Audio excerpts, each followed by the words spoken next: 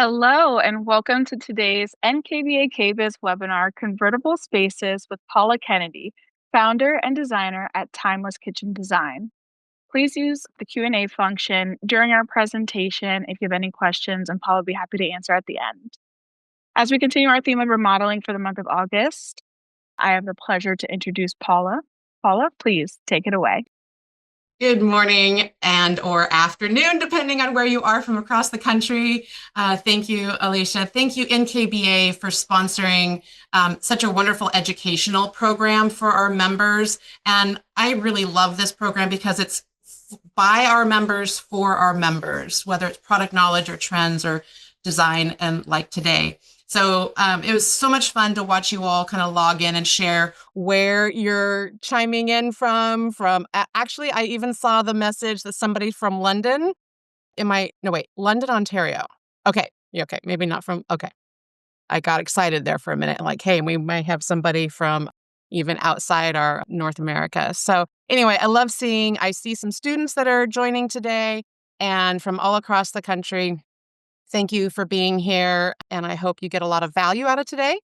As always, with my sessions, there may be some things that you know, and hopefully there's a lot that you don't know. There'll be plenty of inspiration. There will be time for questions at the end. And I also do have a reduced kind of checklist of information that you may want that I can email you afterwards. So I'll give you my email, and you can always ask NKBA and Alicia for that PDF of that handout as well. Please also go ahead, during the session, if you think of questions and you don't want to forget it, go ahead and put it into the not the comment box, but the Q&A box, because we'll start going through those at the end. So if there's already some in there that I can get started with at the end, then I'll try to get through as many of those as possible. So I am a designer just like you. I have been designing kitchens and bathrooms for 27 years now. And yes, I've, CLIP certified CMKBD. I've also got a color certification. And for those of you that have followed me and followed my webinars, I love to do a deep dive. I can get kind of technical, but hopefully I'm also really giving you something you can take today and start implementing right away. And, with this month's topic with remodeling, this conversation is fantastic with convertible spaces, because really I am seeing a lot of that in remodel applications. If we're doing a new construction, we can design these spaces within, from scratch. But most of us are having rework what's existing and or work with what's existing, right? So today we're going to be talking about adapting to support hybrid lifestyles. And you know what? If there's nothing we've learned out of, surviving pandemics and recessions, it's that we are incredibly adaptive. And we are super good at, really making things work, right? Even when our spaces don't support what we need, we still kind of make it work. We get used to what we have, right? So our job as designers is, how do we make our homes and our clients' homes work better for us? I love starting out with what's trending, what are the statistics, so that we know, that this is not just in my head that this client is asking for. No, this is a broad conversation that's happening across the country, that's happening for many, many families of all sizes. And there is no one size fits all, which you'll really find out today. But all of the quotes and stats that I'm going to share with you in the next couple slides are current 2025. These are not, old, this was a trend because of the pandemic. No, these are current trends and growth that we are expecting in this category of design and building. Everything needs to be flexible and multi-purpose spaces, because the homeowners are really seeking out homes that can adapt to how they live, because there's not a one size fits all. And from one day to another, we may need to use our spaces differently, right? So that has really skyrocketed, obviously, I was going to really try to not talk about the pandemic today, but, that was a tipping point. it was a tipping point, and it really has just skyrocketed since then, and it's not slowing down. But hybrid is the key word, right? Hybrid is the key word. Homeschooling, which did nearly double and actually existed before the pandemic, but it nearly doubled and has remained higher. So I was really looking back at a lot of statistics that were okay, so how does the levels of homeschooling compare to pre-pandemic? That number is higher. And this is, not the doing a Zoom class at home when you're sick, but this is, full-time homeschooling. Also, we continue to see 83% of workers are wanting that hybrid model for working, and they will even take a pay cut in order to take a position that offers that. Also, let's see. Okay, so here we are. Here's the other stat. About 32.6 million Americans are working remotely. That flexibility is a perk now that they are looking for. We also are seeing a growing trend. Well, I don't like using the word trend because it just seems to be a new normal, and it's kind of always been there, but it's growing, is the boomerang kids, the college kids coming back. Now, I use my sister's family a lot because she's like the perfect case study.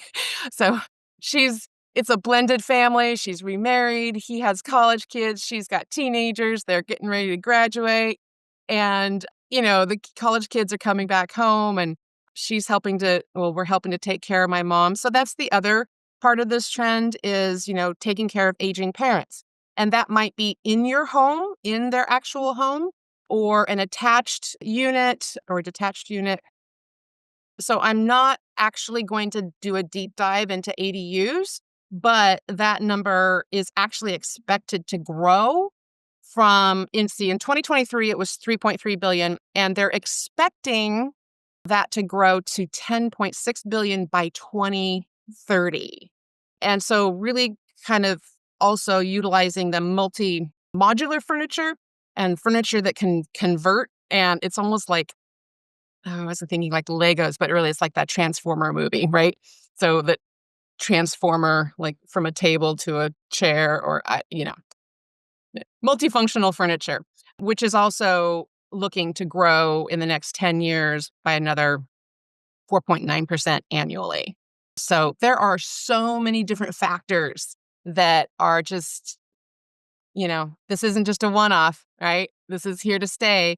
And you are such a valuable professional in your homeowners' homes and working with builders and even architects because you have this knowledge and the ability to do this type of space planning that is needed. And you also, as kitchen and bath designers, you've got the brain, right? You've got the brain to balance the aesthetic with the functional, the aesthetic with like the engineering, the engineering part, right? So today I really want to grow your toolbox in this segment so you can feel a lot more comfortable and not just, give it away to somebody else or, let the architect do it, let the cabinet company do it, let the builder do it. Like you need to be driving this. And so I hope more of you feel more confident moving forward. So who are we talking about? So we all know design is always about the individual, the user, the end user. Who? And if we keep who that end user is in the forefront of the design process, that's really who we are solving these needs for. And again, you'll probably hear me say this a few times today, but one size does not fit all. But I think our goal needs to be how do we make it adaptable from, the 6-year-old to grandma? How do we make that adaptable? So who we're speaking about is, the kids in the home, the overnight guests, the entire family, obviously, aging parents, those boomerang kids. Maybe it's a professional who's working from home full-time or part-time and homeschooling. So that's our who.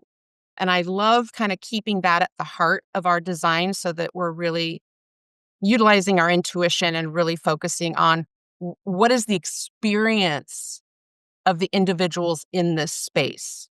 What spaces are we talking about? So today we are going to be focusing on offices slash classroom use, gym, exercising at home, a guest room, craft room, bonus rooms. So these are generally the spaces. In fact, how many of you have a guest room that is never used? Like it's sitting there collecting dust. That's all it uses. There's a bed and like your guests stay there if and when they come, once or twice a year. That is valuable real estate for a multi-use space. Bonus rooms are also great. And so we're going to do some deep dives into those. But these are the activities. And I wish I could watch the chat. Oh, wait, maybe I can. Yeah, I guess I can kind of see the chat as we go. It's kind of fun to see input as we go. Although then I get distracted, so I have to focus here. Okay. You also, as designers, are solution providers. And I always like to remind designers of this because, in my history, this is a second career for me. I actually worked at Microsoft for years, and they actually have a position that is called a solution provider. And so I like to point that out because I think sometimes we forget, yes, we wear a lot of hats and we are creating solutions. We are providing solutions for our clients for what's not working. But again, keeping the person, the end user in your, focusing on the end user experience. And then as you're building that relationship with your clients, it's really up to us to find out, like go beyond what they're asking, go behind the scenes and really assess what else isn't working. What do we need to solve that they may not even be asking for? Because they could be asking for one thing, but need something different. Because we all have different language that we're using for what we're asking for as well. Okay. So I started playing a game with myself as I was doing this. Like, okay, the mix and match game. How many of these different uses can I combine? And really, and we might even be able to come up with some more. But I loved kind of thinking about all the different ways I can use one room. And again, every family is going to be different. They're all going to need different things. So once I started doing this, I was like, okay, well, because, I like to do all the research and do it for you and then give you the checklist afterwards. I'll do all the work for you and let you benefit. But I really wanted to see, so what do I need in each of these, not necessarily spaces, but in each of these activities? Like if it's an office, what do I need? If it's a bonus room, what do I need? If it's a gym or exercise room, what do I need? So I put together 4 case studies, so to speak. I've got 4 case studies, and I am going to break this down for us by activities, what are the needs, and then the solutions. And I'm going to do 4, but I bet by around 2 or 3, you're going to start seeing what I started seeing. Okay, we're going to start with working from home or homeschooling. Now, of course, this space could also be used for crafts and other things, but let's just focus, Paula. Focus. What do we need for working from home and or school? Well, these are the types of activities, and this is probably there's a short list. There's probably a lot of other activities.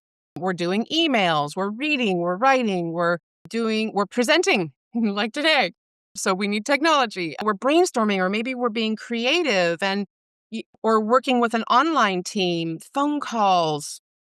There's a lot, maybe, for those of us that are sketching by hand, or I like to start out with sketching by hand before I go to the computer, but then I need a little bit bigger table. I've got some architectural plans next to me and they're this massive paper, right? So I need a larger table to be able to spread those out on. Okay, I'm jumping ahead. So we know the activities for that space, but what are the types of properties that we need that goes along with those? Maybe we need it quiet. Ergonomics. I know today my lower back is a little sore, so I need to move around a lot. Maybe I need to stand or sit. I need a comfortable chair. I need ergonomics. Is the table at the right height? Is my keyboard at the right height? Maybe I need to bring like a physical therapist or somebody to come in and assess my space. Lighting for productivity, manage the ability to manage our light, low distractions, good air quality is on every list because we all need good air quality. Network connection. I think a lot of us are used to just working on Wi-Fi throughout the home. And we all know that there's spots in the home that are kind of sketchy with the Wi-Fi. And then we have other, repeater things. And so if this is a designated space, I really do believe we need to put a hardwire internet into a room like this. So please be thinking of that when you're doing a mechanical plan. And then the solutions. What are the solutions to a lot of those needs and activities? There's, sound absorbing materials. Sound absorbing materials.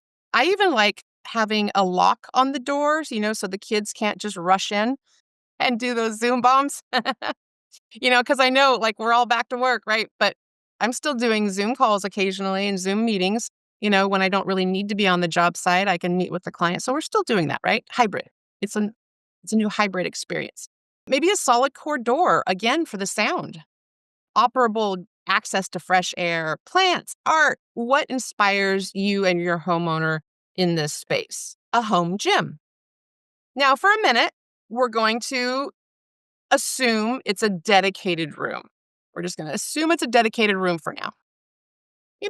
Maybe there's a Peloton, a treadmill, hand weights. Maybe it's a meditation room or yoga.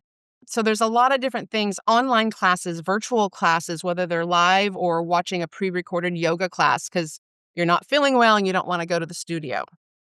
Music, even having a TV so you can distract yourself for the fact that you're, supposed to be exercising. Properties in this space, again, quiet. But the quiet is more so for the rest of the house than it is for the person who's exercising, right? If I'm running or walking on a treadmill, the sound, that thud, thud, thud, the person downstairs sleeping is not going to appreciate it, right? So what can we do to maybe insulate that space from the rest of the house so that you can listen to that music if you're not using headphones? Air, fresh air, whether it's an open window or fans when you're getting really hot in there. Network connection and solutions again. Oh, for the exercise equipment, like the exercise flooring, a really good resilient flooring or mats underneath the equipment. Where are you going to store the hand weights? Do we need to, storage for the equipment, good lighting, and I always add, paint color to all these spaces, proper paint colors for inspiration or a good color for the office that's helps you focus. So hopefully by now you are beginning to see what I was seeing, that there's a lot of similarities. So a guest room, let's pretend it is just a guest room and it's not a multi-purpose room. So, and I use myself, going down to my sister's, she's got a guest room. And so I've kind of got a designated space there that's mine. I can hang up some clothes and there's some space in the closet I can hang up. There's room in there for my storage or my luggage. I have a little TV in there. So as an introvert, sometimes I love my family, but I also love a little me time. If I need to take some phone calls or sleep a good quality sleep while I'm there. So a space where you can manage the circadian rhythms, whether that's blackout blinds and proper lighting in there for reading, good storage, good air quality, personal entertainment. If you need to get away from the kids while you're there visiting your family, a lot of common items on this list. Now, what's different on this list is, the bed. Is it a queen? I really prefer queen beds for guest spaces, especially if there's a couple that's going to be visiting you. Trying to squeeze a couple into even like a full size is just difficult for most people. So queen size is really pretty comfortable for most people, depending on the size of the space you have. Don't forget, a little TV possibly in there, or at least make sure there's good internet in there too. A side chair, you almost can think of like a hotel, a hotel room that has like a little desk spot and a chair, because not everybody just wants to sit in the bed to read that may not be comfortable. Okay, one more. Our last case study space for the bonus room. Now, for this one, I really did add, because most bonus rooms, they already are multi-purpose rooms, right? They're gathering, the kids are coming over to watch the game, watching a movie downstairs. Maybe it's a music lesson on Zoom. Maybe also it's another place to put a guest, additional workout, or maybe it's the only workout area. So we have very, very similar needs in a bonus room for network connection, storage, proper flooring so you can support multiple activities, ergonomics if there is a desk set up in this room. So a lot of similar, I think good acoustics no matter where we are in the house is necessary. So what did I find by running through that exercise? I knew I was going to see it, but I just wanted to go through the exercise, because sometimes you have to go through it to be able to get to the list that I wanted, which was our 10 similarities. So you can take a screenshot or email me later. I'll send you the PDF of this. Needs to be added to your toolbox when you're designing spaces outside the kitchen and bath in the rest of the home, because in almost every scenario, you are likely going to need most of this checklist. So we have those 10 similarities. Now that we have those similarities, I also like to think about design methodology, because really what I'm wanting it's just kind of a tweak in our brain. I mean, doing kitchen and baths, and bathrooms, we're always dealing with small spaces and you have to get super creative, right? And in kitchens, we're dealing with a lot of storage and juggling a lot. How do we fit all that in there? So it's not necessarily something that you don't already do, but I want you to take it to the rest of the home. And even in the kitchen and bath spaces where you are so adept at working already, let's take some of this methodology in there too, because homes are getting smaller over the years and square footage is becoming hard to get and land is getting hard to get. And so homes are only going to either get smaller or you can't build and do additions, right? So even in an existing space, you're going to need to use these, flexible, modular, movable, convertible, adaptable. Invisible we'll talk about as we go on, because that's really the hardware that makes these things work. But I love this definition of convertible, and it's really why I chose that as a title, was to be able to be changed in form, function, and or character. And I love their example. It's like you wrote this just for us. A living room that is miraculously converted into a bedroom. Yeah, I just love that idea of convertible spaces, because that just kind of helps ring true. So to further add to your toolbox, I'm going to do a little bit more of a deep dive in these categories because, like I said, not all of us do all of these every day, right? And if you don't, it's easy to kind of forget some of these things. Now, I love doing a nice, fancy cabinet built-in desk system, but is that the most ergonomic for the end user? I know myself, I have a system on my desk that is, because I'm constantly we all are, juggling aesthetics with function, form over function, right? And we want it to be beautiful and all this built-in cabinetry, but does it support our bodies? Does it support wellness? Does it support me being able to get up and move or stand when my lower back is hurting or my hip is hurting?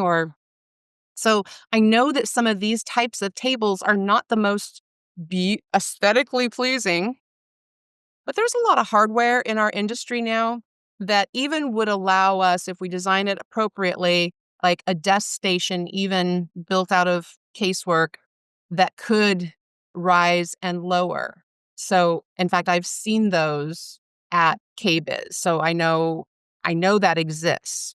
So we just have to get creative and really get to know the hardware companies, which we're going to be talking about a little bit further in this second half here. I love the idea of remote work because it's not just working from home, but it's really working from anywhere, anytime.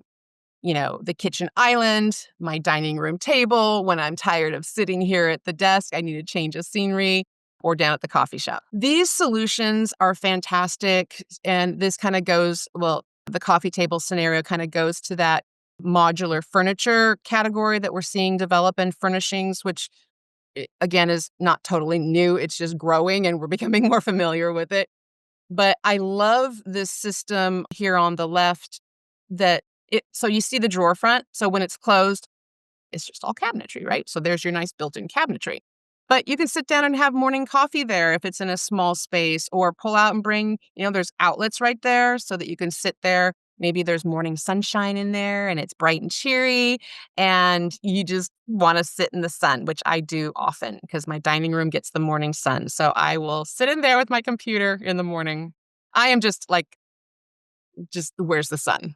I follow the sun during the day with where I work. Now, these are, of course, what we are more traditionally used to with really built-in applications for desk spaces. But what I loved was that these images kind of show some maybe lesser used spaces in a home, like the dining room, that like how many of our homeowners are actually using their formal dining rooms. I don't know many that are using it. If anything, we're kind of opening it up and maybe converting it into a more connected space to the dining or family room, and maybe and making it a little less formal, right? Less formal. But it's also a great spot for something built in spaces like this, especially for kids, because sometimes, you know, you might not want the kids off in a whole other room doing homework. You might want them in the main living area with the family. So it is good to have some workspaces that it is in that main family gathering area. So dining rooms are great square footage that you can use. So I want to touch on exercise a little bit more because there are so many different types of spaces that we're going to need. Again, whether it's yoga or meditation and or the big equipment. But there is a lot going on in the exercise industry right now with these mirror or wall integrated live systems that, again, you need the internet, you need the hardware, and this piece would need to be mounted appropriately with the studs, right? So there's some installation concerns there, and or the Peloton, people are cycling or doing other exercises with live people now. So again, that internet technology need in these spaces. I love kind of out of the corner of my eye seeing the conversation that's going on. Did you all okay, I'm kind of excited about this.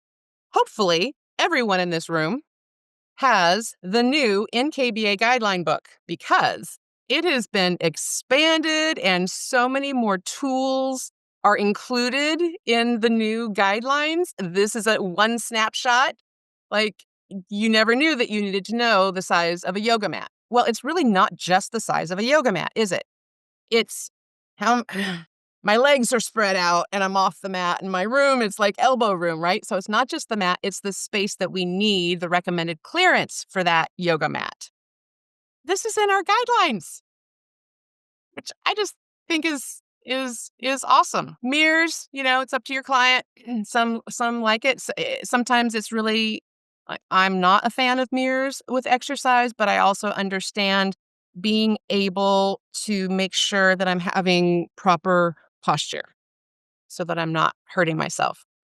We really do need to think about the storage of all the accessories, all of the accessories that go along with exercise.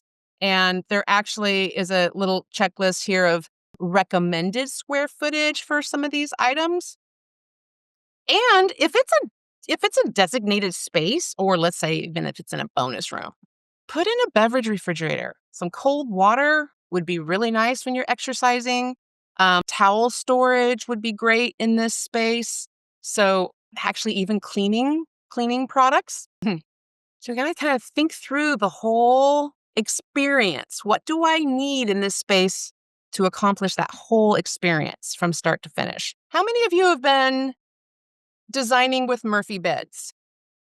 I know when I came into the industry about 27 years ago, It just really wasn't a big thing, or it was like, okay, we're tearing them out, kind of like the appliance garage, where was tearing them out. Nobody likes the appliance garage, right? It's something that I have had to get comfortable with and start understanding how to specify for, because there are a lot of homes that I am getting asked to include Murphy beds. And it's super easy, you guys. I actually partner with a local custom closet shop. And so they have a really good brand. I don't know the brand of the Murphy bed, but that company supplies it. That it's a better quality, is better quality mattress and hardware and whatnot. I know some of our cabinet manufacturers also offer these. They're probably not offering the bed, of course. You're getting the mattress separate. But so I want us to get a little bit more comfortable with this. So, what are some of the not recommended sizes of like a twin, so that you can design the space for it, right? So for a twin bed or a queen, hopefully you have room for a queen size. Sometimes you can only fit in a twin, and that's fine too. But here you can install Murphy beds horizontally. I'll show you some better images later. Horizontally and or vertically. Vertically is what we're the most used to seeing, but horizontal is kind of a great use of space too. So I'll show you some of those. How deep do I need to plan for this? Now, again, check with it's just like appliances. Check the manufacturer specs. And whether it's a closet company or the cabinet company, they will let you know how deep. So on average, that 16 to 18 is a good rule of thumb. I've seen some that are 21, but again, part of that depends on the quality of mattress. So, and the hardware, the pivot mechanisms is kind of what determines the depth of the system that you need to design with. And also keep in mind the height of the unit, and what is your ceiling height, all of those good things. We do that every day with cabinets in the kitchen. Can I tilt that pantry up? Like, it's the same skills. We just need to utilize it in other parts of the house, right? I like this image down in the lower left here, because that is a horizontal twin that's designed into that space. So there is a time and a place that, fitting in a twin is nice. Okay, I actually have a little video here that I'm going to play. There is no sound, so don't worry. We're not having technical difficulties. There's no sound. And I might play it a couple times and talk through a few things. And I need to see there we go. This was at my local closet company.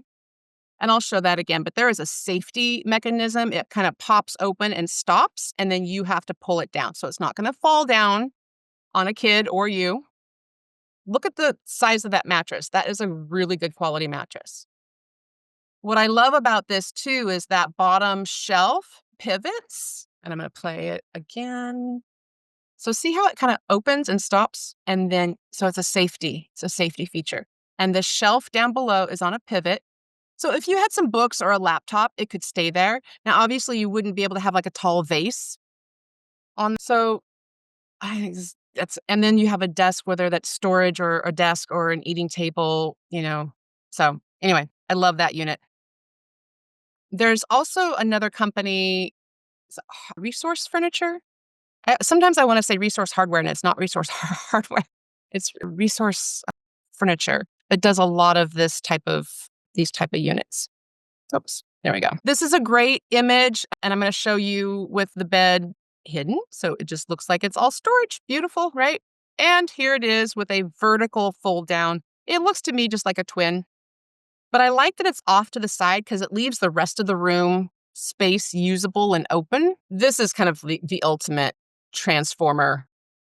Put on your transformer movie. This hardware, this pivot hardware that allows this whole wall system to just convert from living, TV to the bed, and then the bed releases and is a Murphy bed and flips down. A lot of sources, a lot of different manufacturers doing these types of things now. Let's focus on this image on the left. Top and bottom is the before and after. This hardware that allows this is fantastic. It slides, so it's on a track system. So this TV system when you're not using the bed is in the middle for the room, and then it slides down.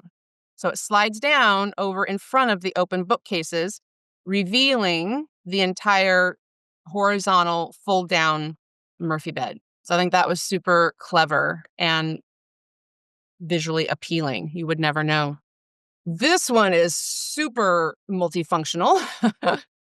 I love that it even looks like the floor, like that room could be used as I'm looking at the images on the right here, that room could even be used with the hard floor or the flooring like that. Could be an exercise room as well.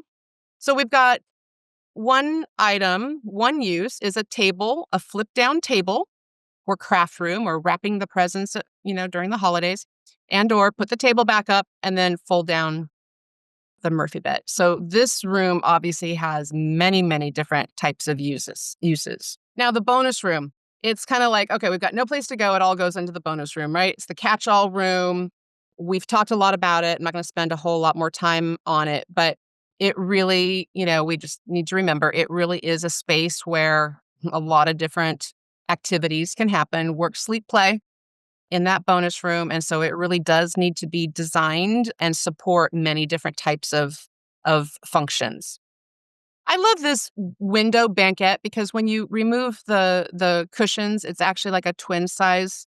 And again, it's like during the holidays when you've got way more visitors than just that one guest room you have, you can kind of stash people around the house. So really it is this kind of fun game of mixing and matching. And I'm going to give you a few more tidbits that are going to go into your toolbox here. Some average, because, as I was working on this, I'm like, well, how do I know what's going to fit in here? What are the average sizes? What average size of, guest bedrooms or bedrooms, period, right? And so here's what I found. These are typical average sizes.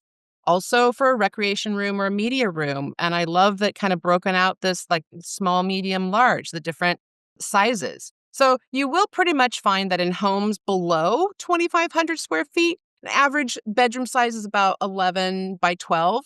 So that's kind of a good rule of thumb to use. I know in every region you have some homes that are a little bit older and maybe they're a little smaller. And so some of those bedrooms can get really small. But I like kind of assessing the home and the property, like what space do we have to work with? So I liked seeing that. I'm going to give a couple more examples of multi-use spaces actually drawn to scale. Like, how does this all fit, Paula? How do you make it fit? Well, pull out my 2020 program and plopped it in. This is a 11 by 12 room. And I wanted to see, okay, like practice what I preach. Does this all fit? So this is a typical, with a reach-in closet, typical bedroom. So I did an L shape here in front of the window with storage, and then it's a Murphy bed system with storage on both sides. And that Murphy bed has that, when it's in the up position, it also has the desk or table that folds down so that we can do crafts and projects and spread out with when you're doing work. And or with the whole Murphy bed up, you have this nice large open floor where you can do yoga, you can do exercise. So I love seeing like, okay, how would this fit? In this one, it's a little bit different orientation and put in two desk systems and still a queen size. So it's nice to see, reality. How does this all fit? And I took a stab at a bonus room too. So I liked thinking of like a little bit larger closet system, especially if this is also doubling as, the craft room, the game room, your exercise room, maybe stashing some luggage and, utilize that whole space, like storage. So the desk system in the back and a fold down table. Now, this could also be a fold down twin mattress, but there are actually some hide-a-beds that have, sectional sofas that have hide-a-beds in them. Again, I know they're not the most comfortable, but when everybody in town is here and you got to stash people everywhere, it's just great to have all these options. Storage, ottoman with storage. Like I would never have, well, never say never. Sometimes aesthetics, you find an ottoman it doesn't have storage, but in a guest room like this, a bonus room like this, that ottoman's got to work double time too. Blankets, pillows, make it work for you. Okay. So, one of the companies that I really did a deep dive on this topic with is an NKBA member as well, and they are at KBIS. And I'll show you some of the brands at the end of the slide that I was looking at for a lot of these. But talk about transforming a space and the type of hardware that exists now that allows us to do this. So, I love this little space that I'm going to show you here. Currently, it just looks like, oh, maybe there's storage back there, right? And it's like an auxiliary, table, whether it's work or breakfast nook or something. But what's behind all this? Ta-da! So this whole angled wall here, and it's angled only because this is like in an upstairs bonus room, and there's angles in the ceiling up there. But this whole wall system, the table is on wheels. This whole wall system is on a track that pulls out, revealing a tucked away laundry utility space. So, and let's see if I can go backwards without messing things up. So when it's in closed position and when it's in an open position. And I've even got the specs from the manufacturer too. So it is super important to start building So we all know our appliance reps, right? We all know our tile reps. We know our cabinet reps. We need to get to know our hardware reps. I actually had to get some unique glides on something that my cabinet company didn't offer. So I had to go on there. I had some questions because it was the unique hardware that I hadn't used before. And so I found my local Bloom rep, and he came out and helped me figure out what I needed and helped me specify the right hardware and even, talk through installation of it too. So super valuable to build relationships with the hardware companies. Okay, this is a fun apartment transformation. This is actually the same company that does this. And again, it's this transformation from office to bedroom. And it's all about that track, that wall system on a track. So, and I may run back through these a few times so that you get it, so that it makes sense. So starting out. So okay, here, let me start again. All right, keep an eye on the office side on the right. So it's in the on position right now. It's in the position where you would use it as a desk and or living space. And it just, like, we lost the chair, got hidden, right? So the chair goes in there and the wall is moving backwards. The wall is moving backwards. Everything just kind of tucks away. This is that wall. So it is moving. And I've got another drawing that'll help you visualize it better. But this white wall right here, that's the piece that is moving. This bookcase was in the desk side a minute ago. This hardware is just fascinating to me. Here, this may help you visualize it. I know it helps me. So this hardware, this track system that's the magic. That's the invisible magic. And I love what that company talks about a lot is, like, it's all about the invisible and the magic behind what we're designing. So we're going to wrap up with some inspiration, a few other products and things to just keep in the back of your mind as you're designing these spaces. Again, I love this fold-out table into traditional cabinetry. It's just such a easy, fast, from universal design, a wheelchair access to just a breakfast table, a workstation. I just love how it folds up and collapses in and really does not take that much space. I'm showing this pull-out butcher block because I haven't seen this exact type of thing before. It doesn't just pull out and now it's at a lower level. It pulls out and pops up, so it's at the same height as your countertop. I really liked that. You've probably seen this middle image here at KBIS. It takes about, I'm guessing, roughly 6 inches. So you might want to work with deeper base cabinets. I know a lot of designers are beginning to design their base cabinetry deeper, so you've got some more flexibility with how you do treat storage in the back, the backsplash area. So this sits in the backsplash area, folds down, so you've got your storage plus cutting board. And I love having that, like the compost bin right there. Super easy to scrape into. This pivot hardware is just brilliant. Having this hidden pull-out table, it just is fantastic because it doesn't take any space. Like we're not sacrificing space to be able to do some of these things. Okay, I saw this on Pinterest last night.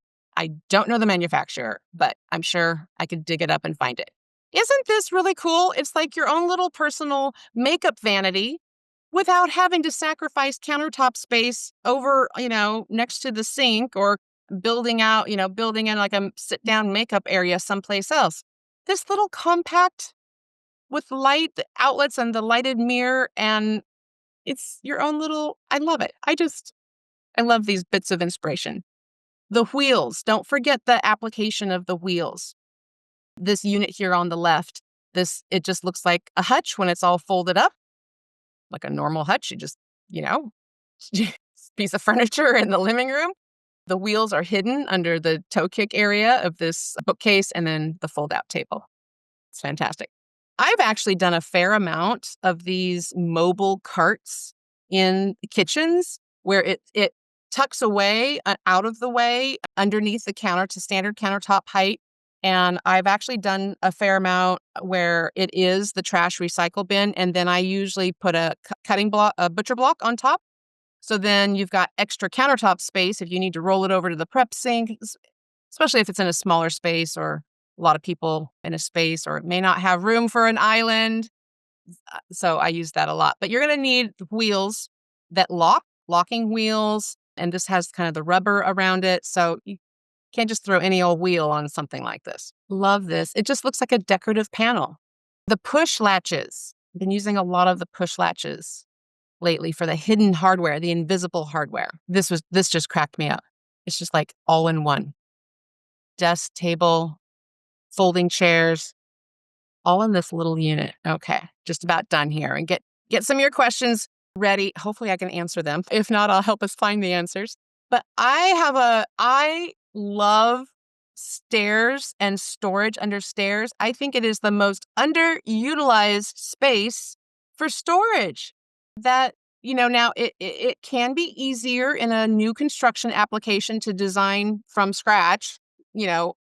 Working in a remodel application might be a little bit more challenging. You have to work with your builder or architect to see what structures under there that you can work within. But there's a lot that we can do in the spaces under storage. So in closing, now I know a lot of these manufacturers are super familiar, and I would say, yeah, I think all of them have been and are at KBIS, if I'm not mistaken. The Resource Furniture is the name that I was looking at before. So get to know these manufacturers. Actually, when you go to KBIS, and it's usually it's the part that's not really sexy, but it's the part that makes your design sexy, right? Like, take time and go into that. I remember when I met my rep at the Titus, for the hardware that they've got, like, I would have just walked right on by. Super easy to just walk right on by. And if you haven't seen the headache booth with those transforming spaces, it's a bedroom or it's an office, it's really very inspiring and really helps you visualize what they can do. So I really challenge you, find your reps in your area because they're there. Get them to come to your NKBA chapter meetings. Visit them at KBIS. Okay. So collaborate, get more comfortable with, using and specifying this hardware. Don't be afraid of it. They have customer service people and your reps to help you. And remember, we're not really adding a lot more, work for you. You have all these skills. We just need to start employing them in other spaces in the home that you should be doing. As the kitchen and bath designer, you are the perfect professional to be doing these other spaces. So thank you for being here. We've got great time for questions, and we'll get that PDF sent out to you all as well. So thank you. Thanks for being with me today. Amazing. Thank you so much, Paula. I appreciate you showing us some very interesting and creative ways to use our spaces. With that being said, we do have a few questions. So just jumping in, the first is, how do you define zones in a multifunctional room without feeling cluttered or disjointed? Do conversations about decluttering drive the design? That is really good. And before I answer that, I saw something in the chat that I think I left a company off of that list, Richelieu. So thank you for whoever that was that said Richelieu too. Yes, Richelieu should have been on that list of all those logos there. So how do we zone these multi-purpose spaces? And I wish I could jump back to especially like the guest room, you know, 'cause that's probably the most common space that's going to turn into a multi-use. It really does have to do with, okay, this is the desk corner. Here's the bed and the exercise equipment over here. It depends on how many users are going to be in there at one time. Is it just one user at a time? But storage. So I hate clutter too. And so the more, whether it's the cabinetry for the storage for the office equipment or a traditional like reach-in closet for the exercise equipment, like everything has to have a place. And so I think it's again very similar to what we do with kitchens. We have zones in the kitchen. It's all one room, but we have the cleanup area, we have the prep area, we have the food storage. So it's up to us to, once we know the needs and our solutions, how do we design the storage for that? And it's going to be up to us to like, okay, yeah, here's the work zone. Here's the exercise zone. Here's the storage zone. And to help walk our clients through that. And if there's a place for everything to go, we have no control what they do with it after we design it and it's built, but we can try.